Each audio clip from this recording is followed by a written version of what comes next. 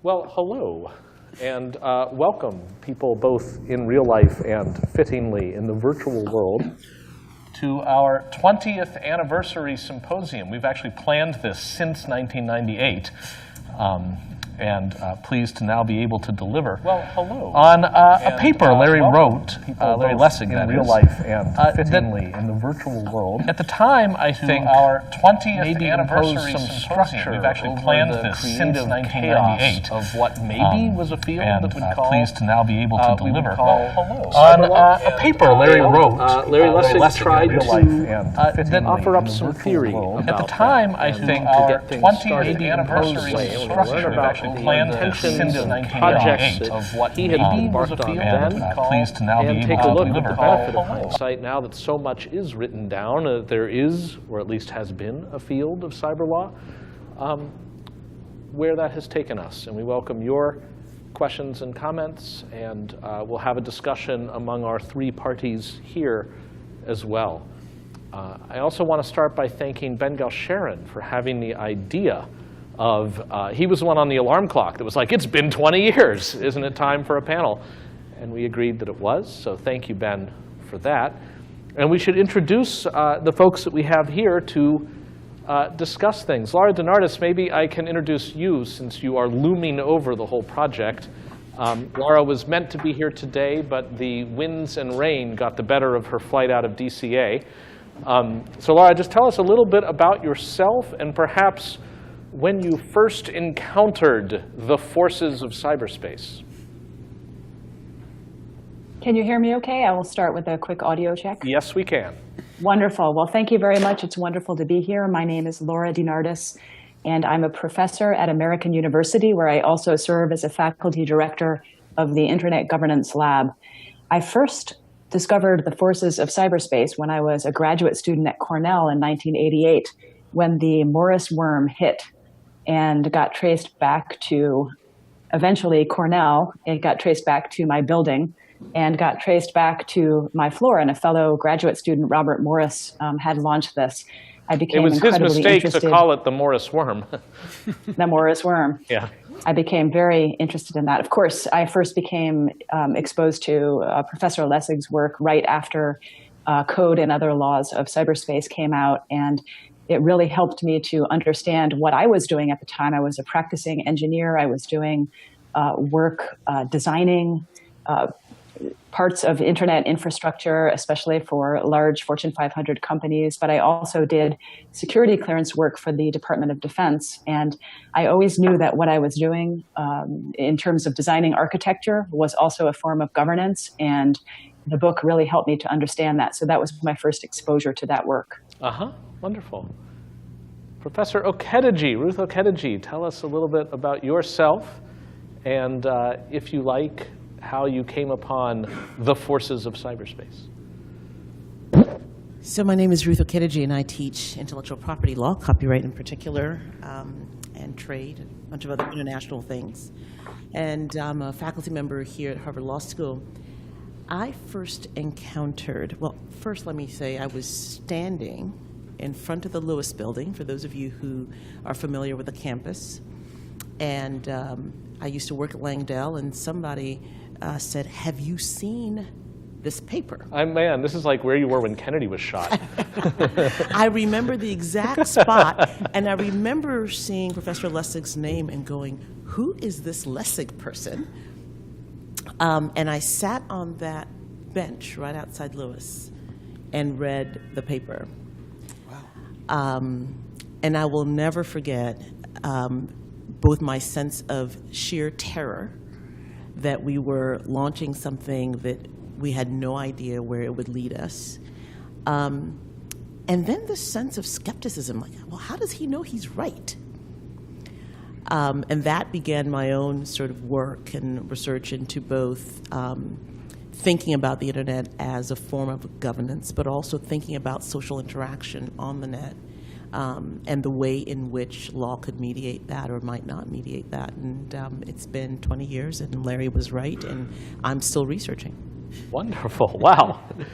All right. Well, Larry, that tees up a nice introduction opportunity for you, both to tell us a little bit about who you are and for many people, maybe in person and out on the internet, they're now hearing about this transformative paper.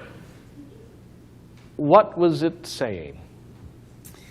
Well, first, something I never do, I want to start by thanking Jonathan and the people who pulled this together. I'm really grateful to mark this paper because, in a certain sense, it feels like the issues that this paper was struggling with have just come back to life. And so it's really interesting to see Primavera here, who's just written an extraordinary book about the law and blockchain.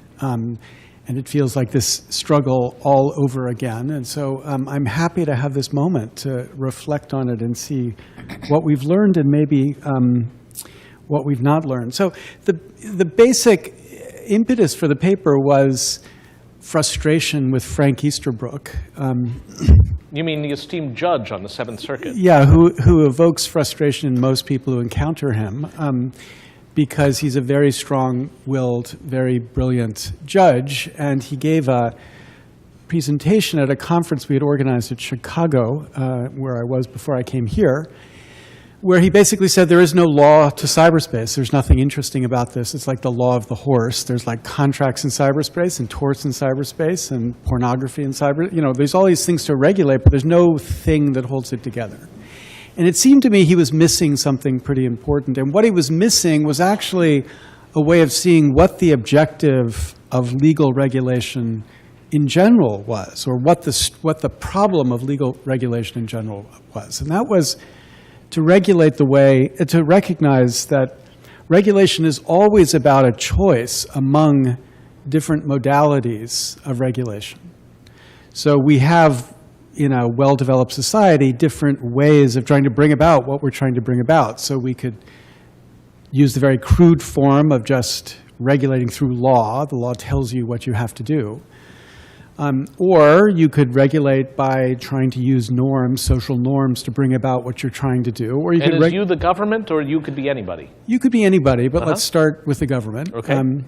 Or you can use the market. You can tax or subsidize to create the behaviors you're trying to create. But what the internet brought out was the way in which you could use the very found physical environment, which of course in cyberspace is just the technology, the code of cyberspace. But in real space, it's the just the architecture of the space.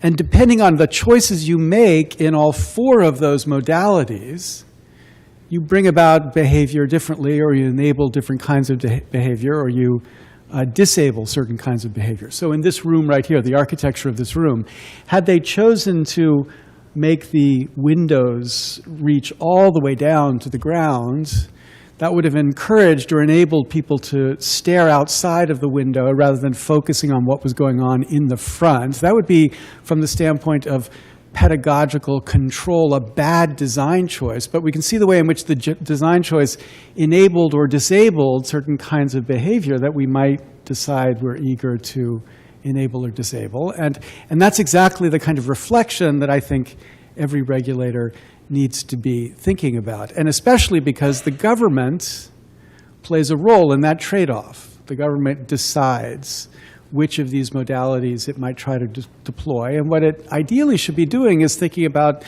what's the, in some sense, cheapest way to bring about the mix of modalities that gets us what we want. And does that mean you are the right-hand person to a regulator for the purposes of this paper? You're like, hey, regulator, you're wasting some of your time perhaps on law, and you know a little bit about markets and taxes and subsidies. You know a little bit about norms, like, I don't know, Smokey the Bear says help prevent forest fires kind of thing.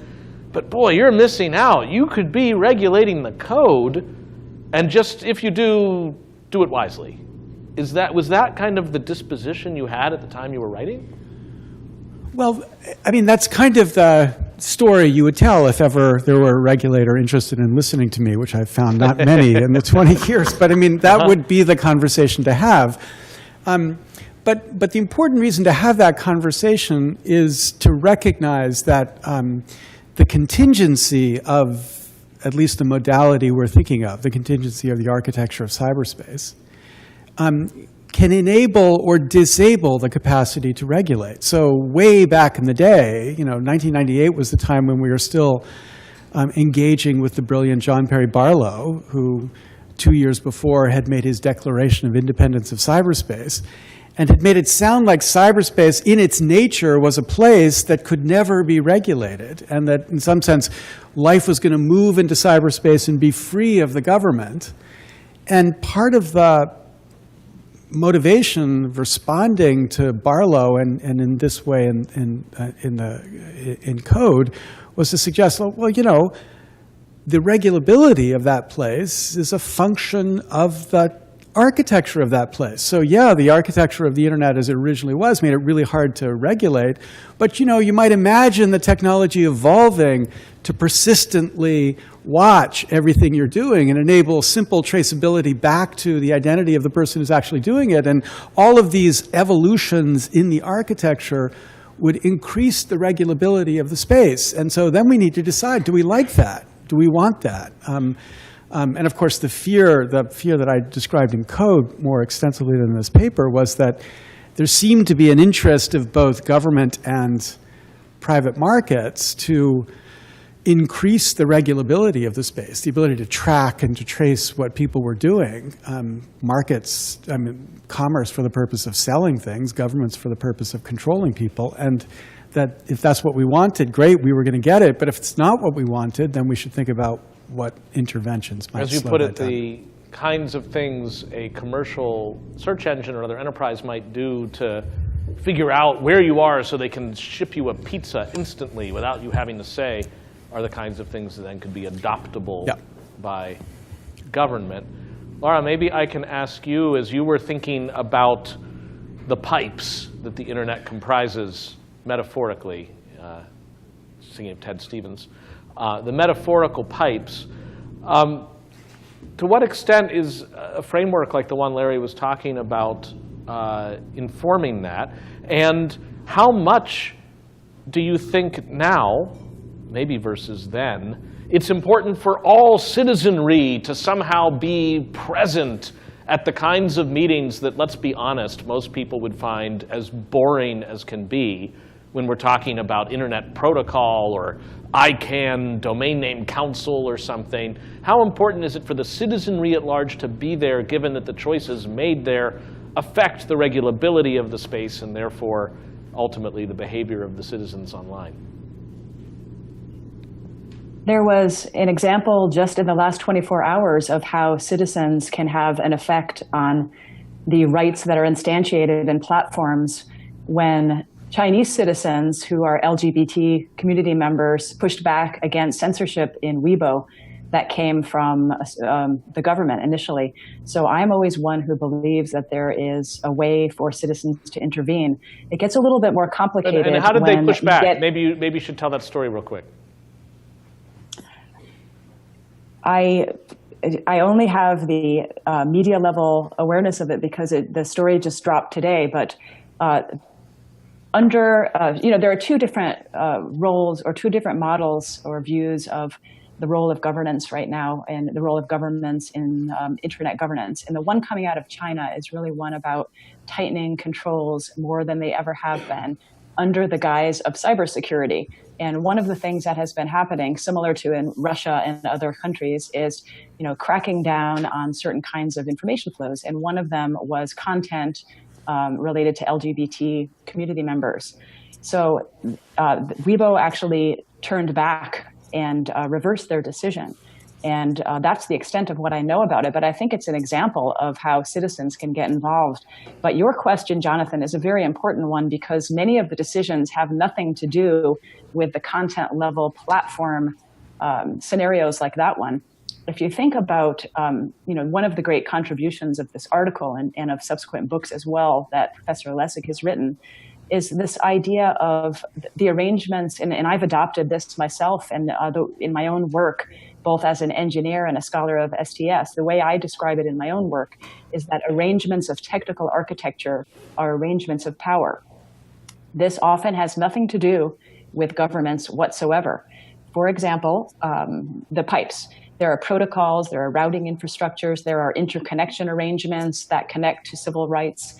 There are decisions about the technological affordances and platforms.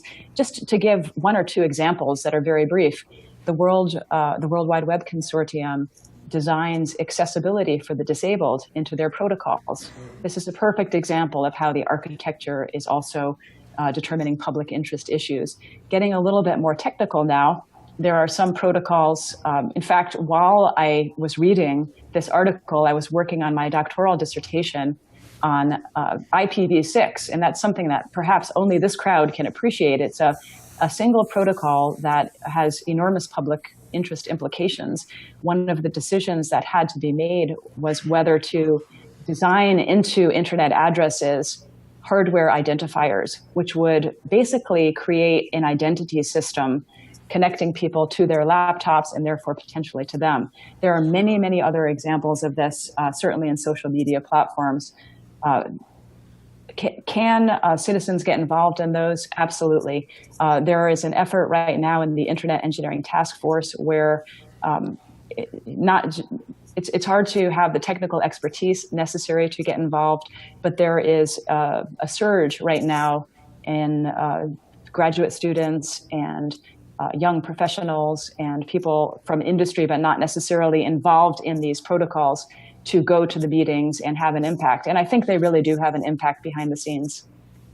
So you would advocate maybe for citizens to somehow have everything you need to know about a technical organization like W3C or IETF, but did not even know how to ask, to get up to speed and then to turn up at the meeting and express a view? Would that, I mean, that's kind of like the town hall equivalent for governance of code?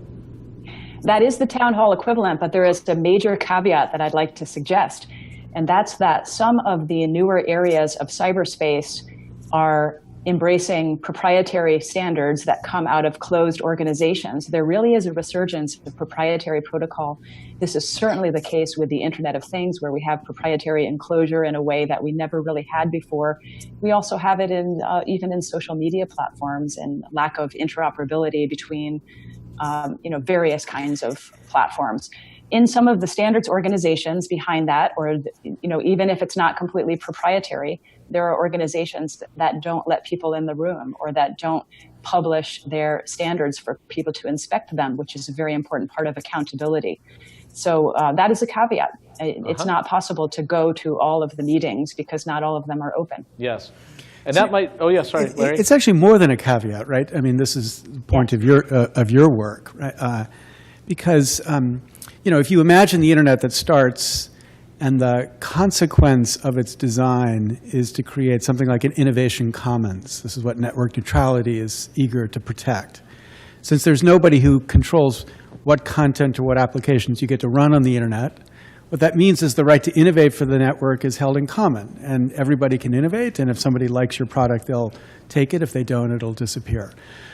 But as the space of innovation moves into these proprietary spaces, or these islands of innovation, as you get to innovate in the Google platform, you innovate in the Twitter platform, you innovate in the Facebook platform, then as someone might put it, the generativity of those innovations is contingent upon the platform's permission to allow you to innovate in that particular way. And this is an example of how the technical change and the legal ownership work together to change the basic opportunity to innovate. Because now you've got a fear that, geez, I'll produce this really cool app in Facebook and it'll get a whole bunch of people excited, and then Facebook will pull the rug out from underneath me and I won't be able to do it anymore. So I'm not going to waste my time in that space the way I might if I didn't believe that underlying feature was there. And so the point of the modalities is just to think about how these different components work together, and we got to evaluate what is the environment, what is the freedom, what is the affordance that this mix might make possible. But I think it's actually even worse than that. I mean, yes. I think I'm much more troubled by another step in what Larry has just shared and that Laura has articulated as well, and that is, it's not just the proprietary spaces.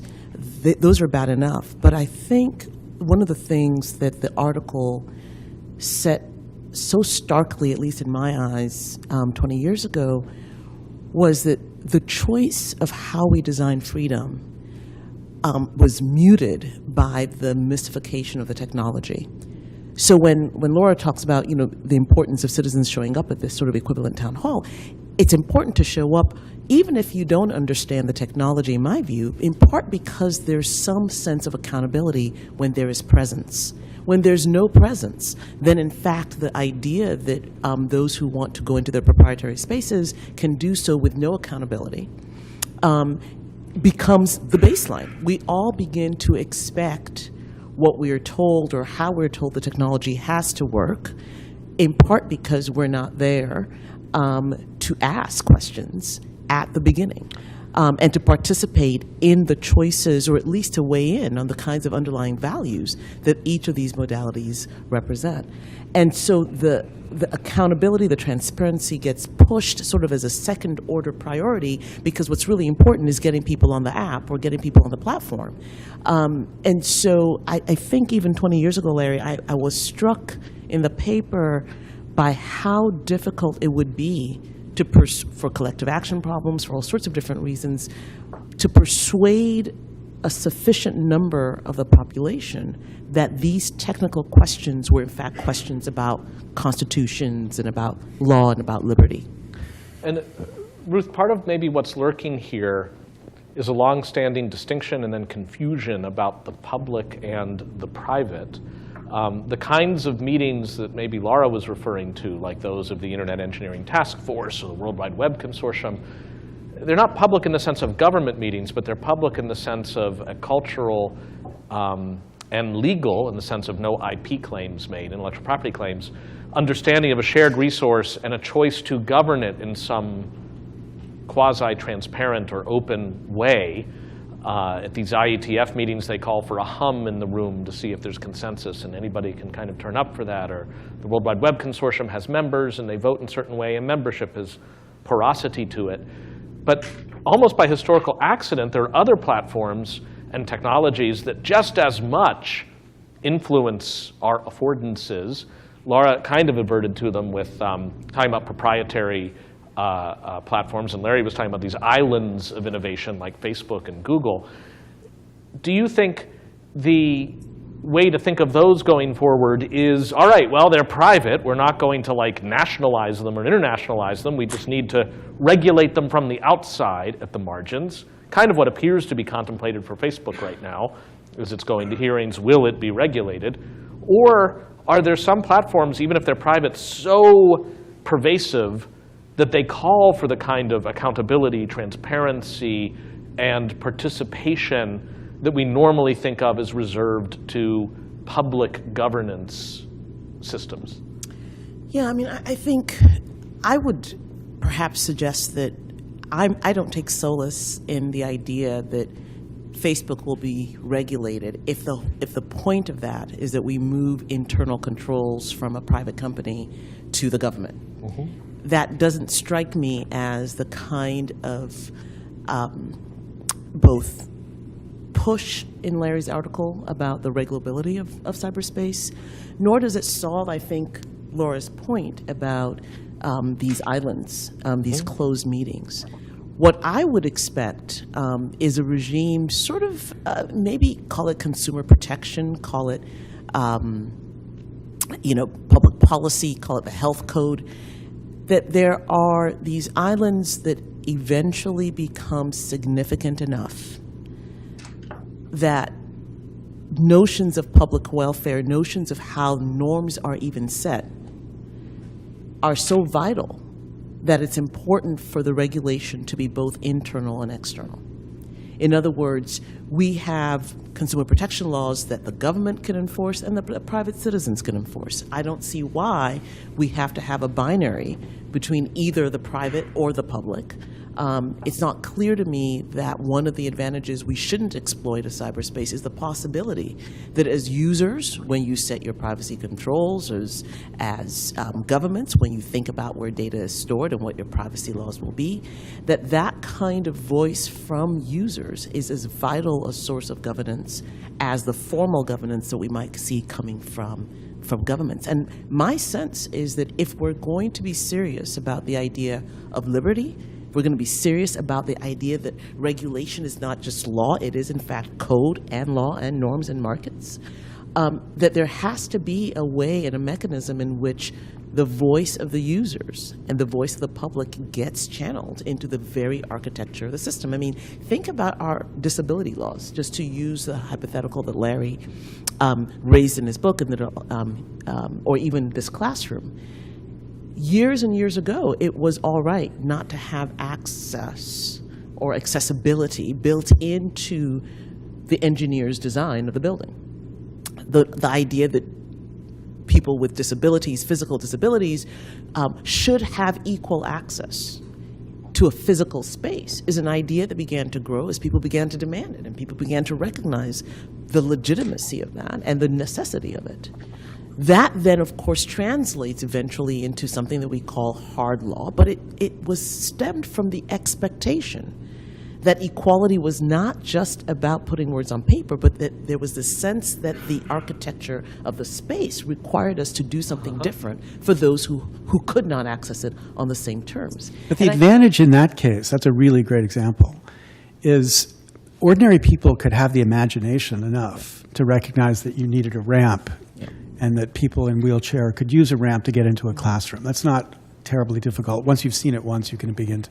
And so the capacity to think critically about how we build and what we require is common, like we all can do it. But in the context of cyberspace, I think one of the things that continues to frustrate me about this domain is that we don't yet demand of our regulators, like, for example, our law students, that they have enough understanding of the potential of this space to actually critically evaluate the various trade-offs that are possible. So, for example, think about the privacy versus security debate. You know, the standard political way, you know, after 9/11, the standard way to present this was as a trade-off. We either have privacy or we have security.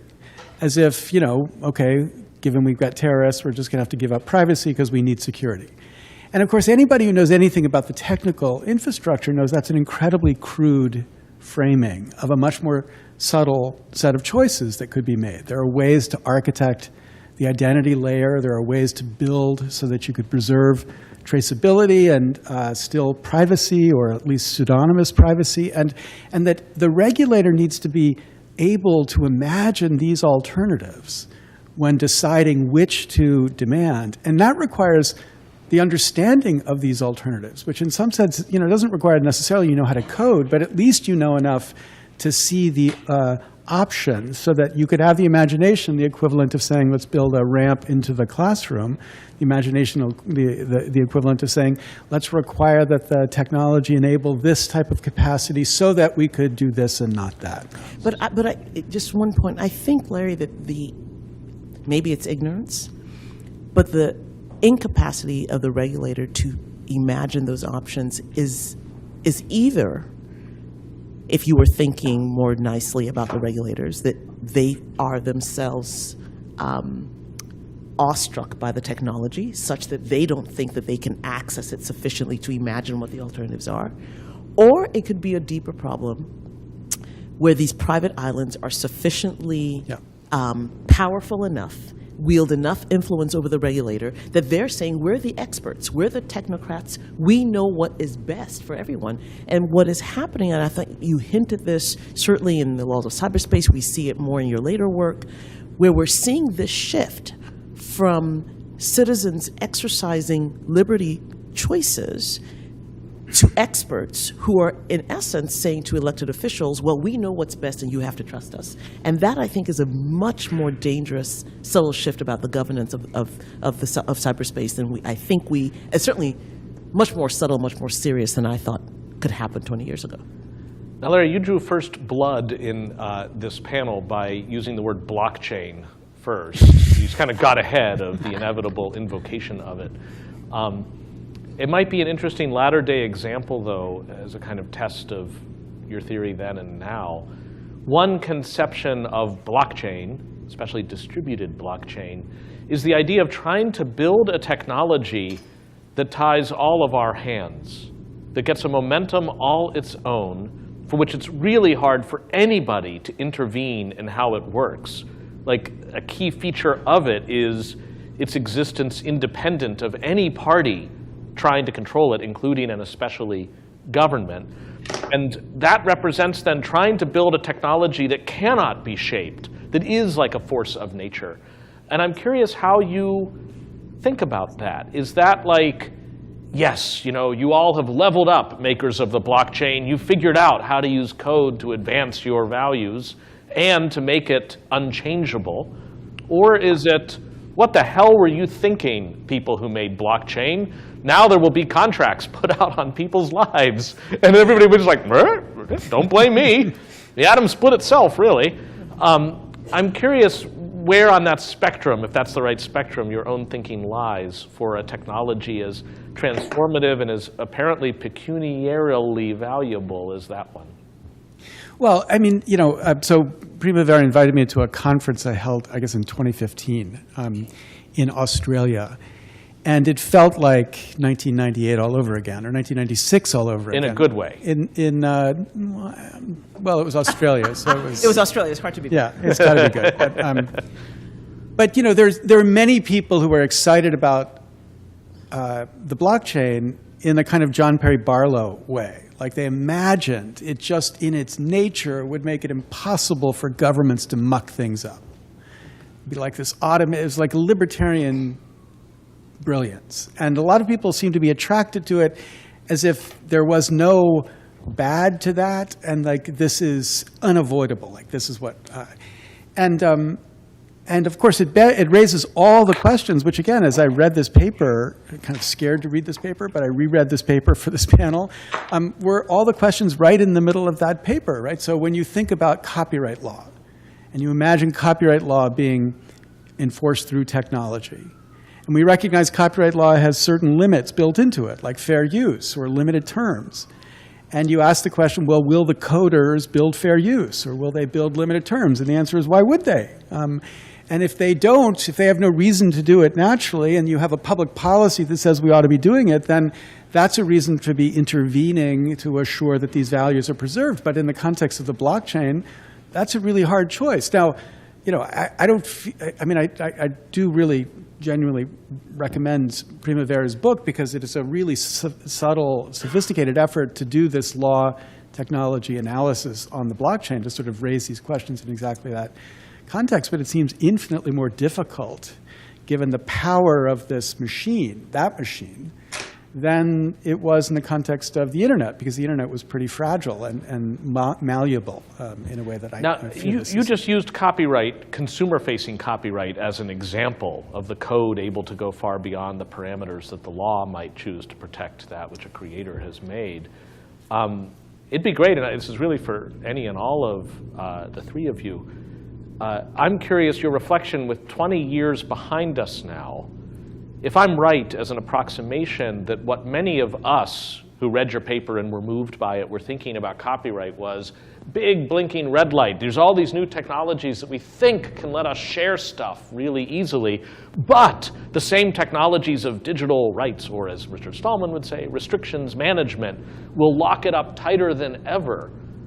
Is it fair to say that in the intervening time, for a consumer, there is far more access to stuff than ever before, including access by which to critique, make derivative works, that while there's still some light DRM around the world, peeling off the plight of libraries trying to save stuff for humanity forever, that's a really bad situation. Put those aside, for a consumer in this room or watching online on YouTube and able to kind of enjoy this stuff, were our fears overblown, or was it like Y2K? Precisely because we were terrified and raised the alarm, we saved humanity. Well, where do you start with that? I don't think we saved humanity. And in part, I think because, again, I don't know how many regulators Larry's actually tried to talk to. Not as many as you. There is this mystique, and I think one of the things that we often forget, particularly for those who are lawyers in the room or law students, is that law is itself a form of code and has its own mystique.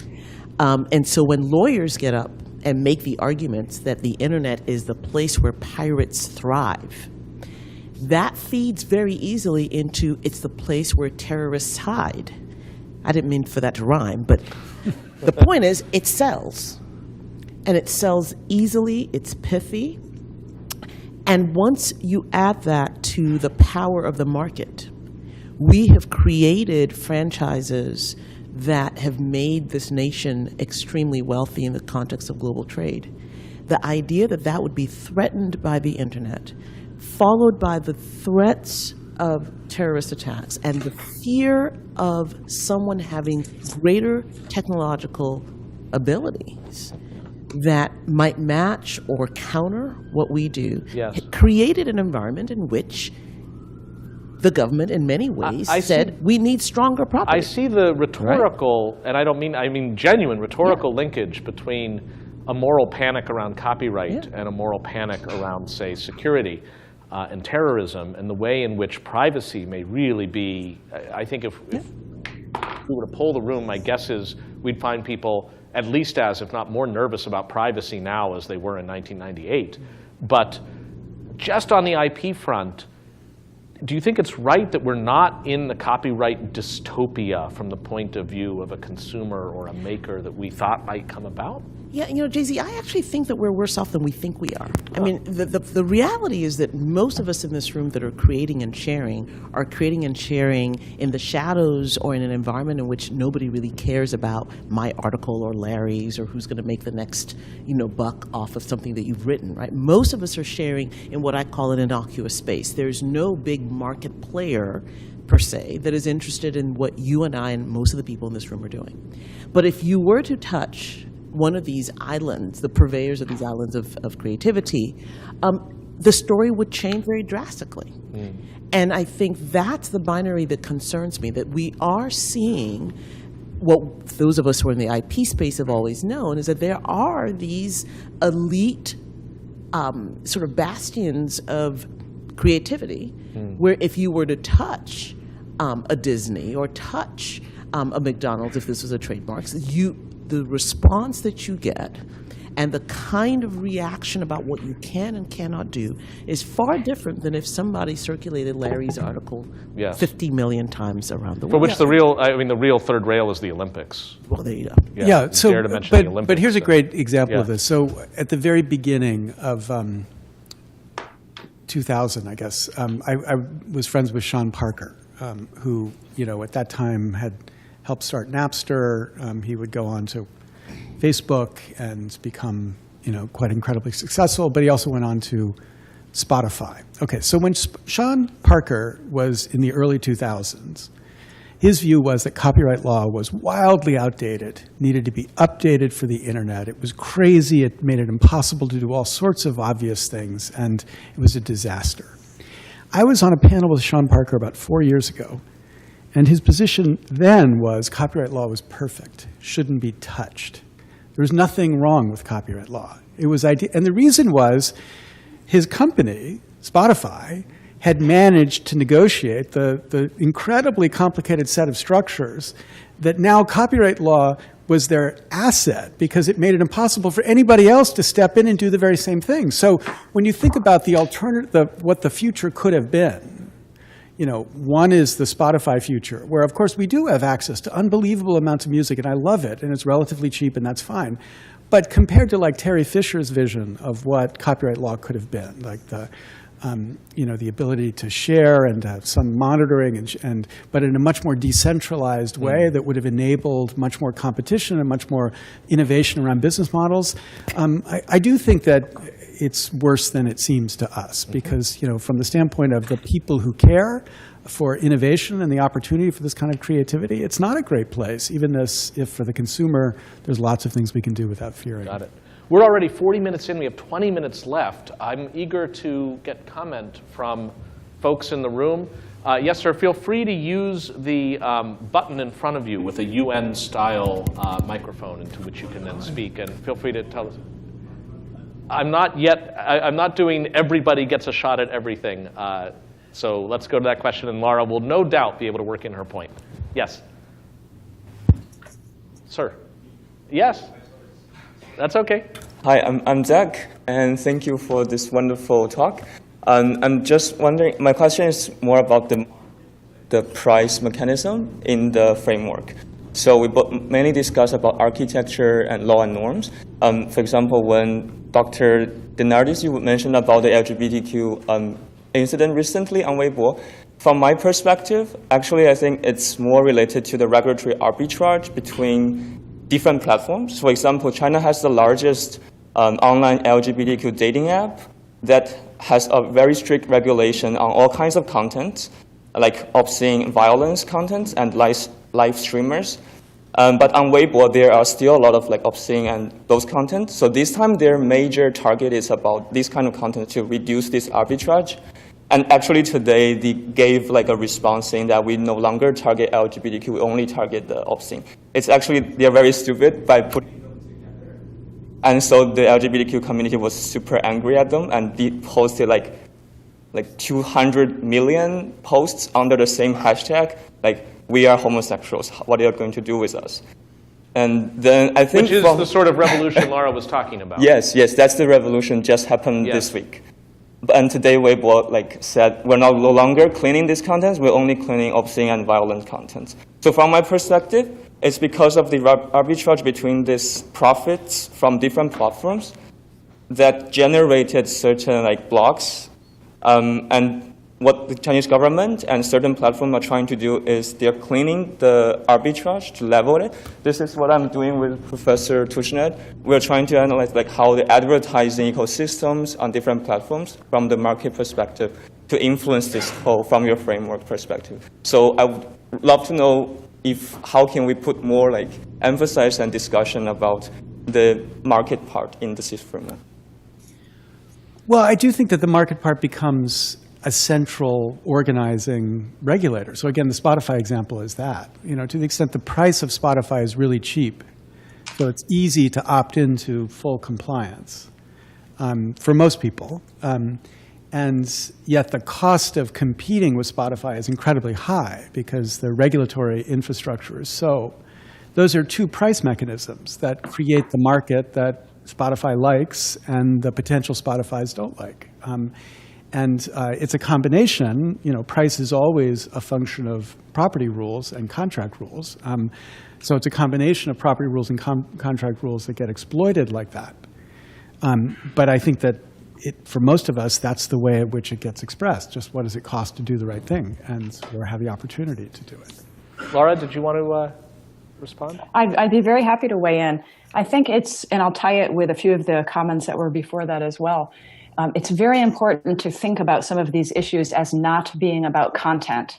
So some of the most powerful things are beneath content. And if you think about it that way, then even in the area of intellectual property rights, which we were just discussing, is not going very well. It's true that we could exchange a lot of information, but if you go just underneath that layer of content, we have more technical architecture embedded intellectual property rights than we have since the proprietary online systems of the 1990s. So it's embedded with trade secrecy around algorithms, very difficult there. There are standards embedded patents in a way that never existed in the early days of the internet. We also have a new area of copyright, which is very troubling. And that's where, just to give an example, if someone is like a Wyoming farmer who has a John Deere tractor, he can be violating copyright potentially if he does something to repair his own tractor. Now that also ties together to this idea of we can't think about this as just islands anymore because everything is tied together in the back end. So I was very interested in seeing what happened in 1998 before this panel, and the first thing I came to was the stone-washed jeans, but also Drudge Report just came out with the Bill Clinton sex scandal. AOL was billing itself as the first $1 billion interactive online provider, and that's true.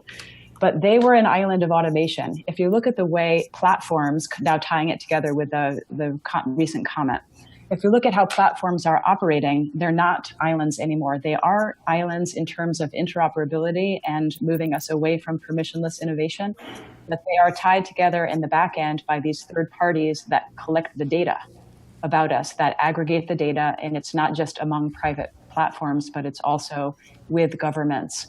It's what Jack Balkin calls the soylent green. The big data is us. So it's if you look at all of these issues, it's very important to take it below content and what's happening underneath. And that's where a lot of the power is, the power to do things like censor LGBT people, the power to restrict people based on these architecture-embedded intellectual property rights, and also the power to monetize us through big data that's aggregated with companies that we have never even signed a terms of service with. If we keep this distinction going, it's a venerable one, between proprietary and open and the respective benefits and costs of each, I think that seems like a really good illustration. I do find myself wondering, one of the things that's changed in the past 20 years is more of us have gone online and put more of our lives online, is an appreciation, for example, of the real costs and dangers of online abuse and harassment. And it may be that there's a rough correlation between, say, open, permissionless innovation systems that permit all sorts of speech that can't be censored or controlled, part of what might be celebrated, but also then might permit much more unaccountable harassment of people, which in turn prevents them from daring to present themselves online. How do we think about the fact that one of the advantages of a handful of platforms that, yes, maybe right now have algorithms that are quite unknown or trade secret, but government could still come in and say, look, Facebook, you got to clean up your act with respect to abuse. Here are the standards that we expect of you, lest it be actionable by the person abused. You could see doing something like that. Isn't it true then that having those focal points for intervention allows for some regulation of the space in a way that reflects the political will in a place that has democracy and the rule of law, rather than just putting our eggs in the basket of lowercase a anarchy, like blockchain, where we can't affect how things go, and it is sort of just a free-for-all? The ownership affects regulability, absolutely. I mean, this is one of the points of like the puzzles we used to talk about when we taught the Microsoft case, way back in the days of the Microsoft case, which was also 20 years ago. And like one puzzle was, why was the government so interested in breaking up Microsoft, given that would make it harder for the government to regulate? Because if they had just Microsoft, then there would be like one focal point to be able to achieve all the things it was trying to achieve. And I think you see that here precisely. But I think one of the problems is that, think about online, like fake news and online news. In the old days, there were concentrated entities called editors, people who made a decision about whether something got out there or something didn't get out there. We called those people censors 20 years ago, right? And we were against censors. And we celebrated the idea of a platform developing where there would be no censors. Well, we've seen what that's produced, right? In a world with no, quote, censors or /editors is a world where the content that gets out there is something that doesn't have this layer of credibility or confidence attached to it. And it, arguably creates a world where we're all more skeptical and vulnerable to being steered in the way that we saw in the last election. But that's a consequence of this interaction. And I guess what the objective that I was trying to push 20 years ago was we needed to become more sophisticated about thinking about this interaction, because that would be the kind of change that would, flip us. Other questions or interventions? Way in the back. Yes, sir. Hello, everyone. Hi, my name is Alan Holder. Thank you for holding this panel. It's great. I have a question for Professor Lessig, but I would like everyone to weigh in. I believe time is a theme that's been running through this panel. Obviously, we're talking about the 20th anniversary of this paper, and also the story that Professor Lessig told about Sean Parker and how his view of copyright law has changed given the places that he's been and the positions that he's been in. Professor Lessig, in your paper, as I was reading it, you wrote that the single greatest error of theorists of cyberspace is the error of naturalism as applies to cyberspace, is the error of thinking that the architecture as we have it is an architecture that we will always have. And you said that in the context of architectures that enable freedom versus control, but the sentence stuck with me because it's something that I've thought about a lot, especially every time the government makes a ham-handed attempt at regulating the web or behavior on the web, like FESTA and FOSTA recently, or every time they try to, let's say, question a very powerful tech CEO, such as what we saw last week. And so that makes me want to ask you, 20 years later, and with everything that's happened, and with everything that could happen now in the place that we are, that we can see could happen, how are we committing this error of naturalism today, and how do we avoid it as would-be regulators and as members of this community of would-be advisors to regulators? How do we watch against it? Well, I think that one of the things we take for granted now, I think Ruth was adverting to this, is the utter incapacity of government to make any sensible judgment about policy in this space. Not just in this Unlike other space. spaces. No, not just in this space, but Yeah, in yeah. this space. And that's a function of, like, when Ruth talks about, the fear of the government stepping in and trying to do something, it's really just doing what the corporate will want it to do. And maybe the corporate's right, maybe the corporate's wrong, but the point is the capacity to have an independent critical judgment on what should be happening here is emaciated. We don't have such a capacity, right? So I think we just take this for granted, and it leads us to solutions which are always suboptimal, or always worse than what they would be if we had that capacity. So in the context of privacy, even the Europeans are basically pushing an infrastructure that, in the end, is just empowering individual choice. And it makes it some hurdles with those choices, but it won't be hard for the technology companies to help you get over those hurdles, to basically opt into the world of giving up your private data that they want. And the idea of, like, the government having rules, like, here's what you can do with data. The way we have consumer protection rules, here's what you do with toasters, or here's the conditions that toasters live under, seems crazy because we don't imagine the government having any intelligence, sufficient intelligence to make those kinds of judgments. So we will be left, because we have that kind of naturalism about the incapacity of our collective governance right now. We will be left with essentially what we are right now after going through this big hurdle of getting people to say, yes, I do want this world where I'm giving up all of my data, rather than, like, getting to a place where we're actually deciding what kinds of data we should be enabling people to give up and what kinds of data should we be blocking.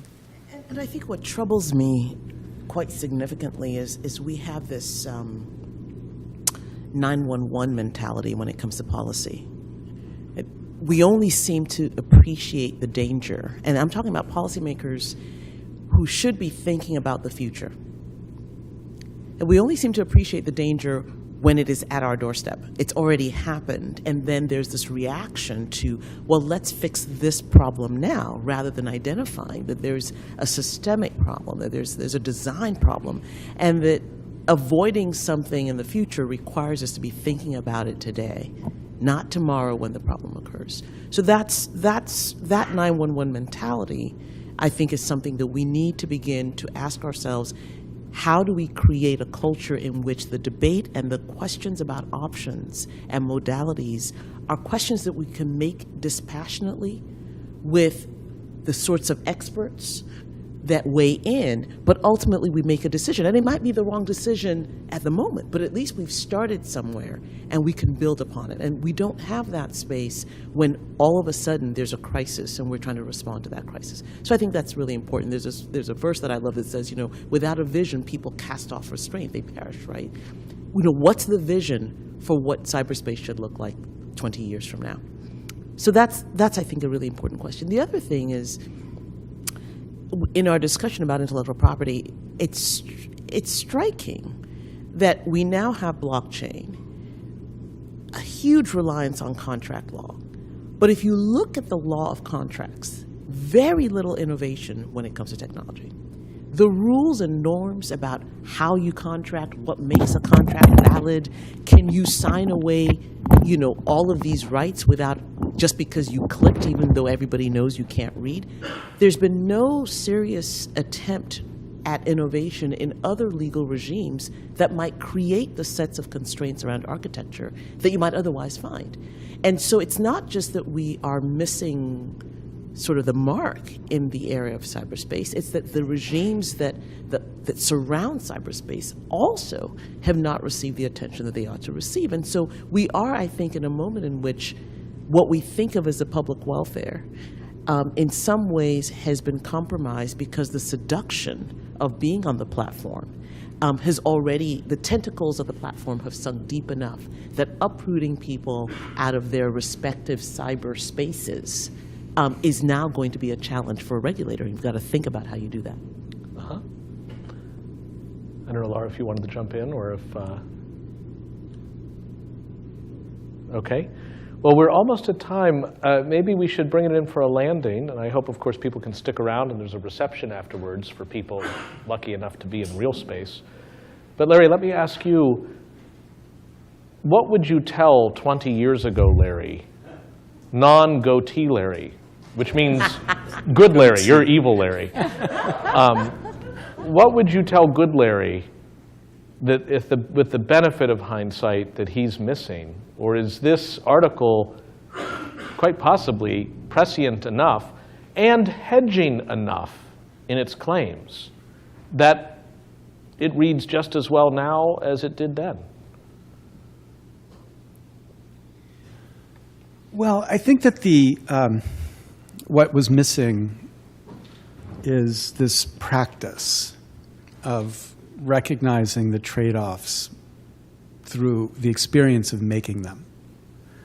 So, and I don't know that an article could produce that sensibility about the trade-offs, but to connect it more directly to the kind of experiences that demonstrate those trade-offs. So the one I was just talking about, for example, the infrastructure for news, which is a market, and it's concentrated or not concentrated, and it enables people to access and speak or not to enable people to access and speak. And what would those interactions be, and what could we expect would be produced by them? We just did not see, or I didn't see, I don't know, maybe you saw and just didn't write about it and tell us about it. Ouch. You could have had secrets back then, I don't know. But we did not see, I think, the way in which this infrastructure would disable a capacity at collective understanding, especially in the political context. And I think part of that is just not having the mechanism developed enough for this trade-off among these modalities. And then the second part of it is sometimes when you think about the way code regulates, you think the only solution is to fix the code. So I see this a lot in the network neutrality debates. So you see people are convinced network neutrality is an important thing. We have to preserve network neutrality.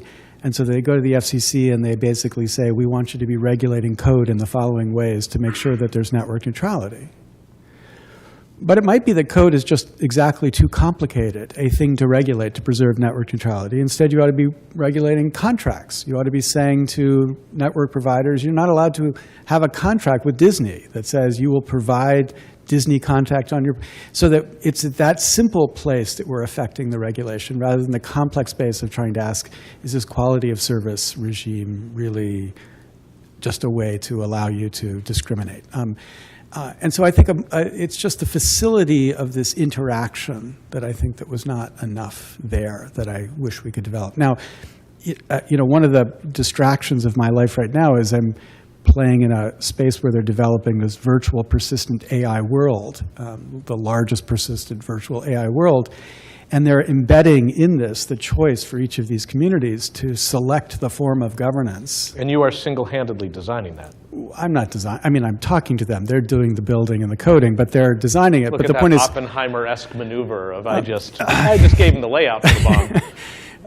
but they'll do two things here. They'll select forms of government, but more interestingly, they'll choose whether the rules will be imposed through code or through markets or through norms or through just rules. And so we'll have, a million different communities that make these trade-offs, and we'll have a fire hose of data about what these trade-offs produce in these different communities, so that we begin to have some empirical basis to test and to think about how these things evolve. And that's the thing that felt was missing in what I heard before. Well, I think we all had a sense back then that we were on the threshold of something big.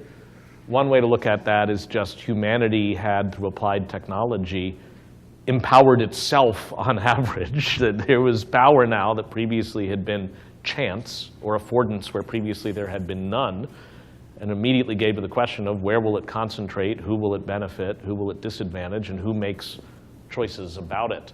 And oftentimes, I can maybe just should speak for me, the refuge we find in these complicated questions is to say, well, we should decide this collectively. This is how polities make decisions about big allocative questions of taxation or of who gets water or anything else that's really big.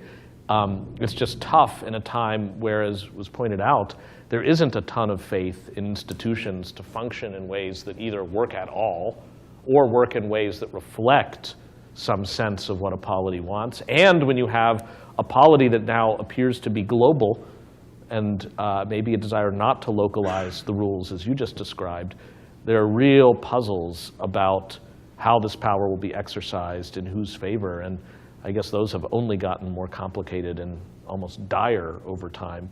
I hope we'll all mark our calendars 20 years hence.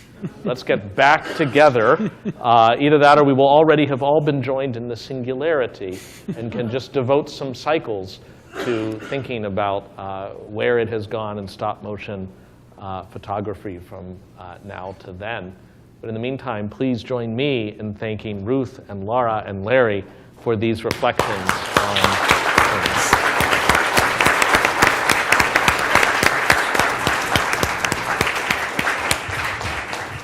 All right, the food is free. Talk about a market failure.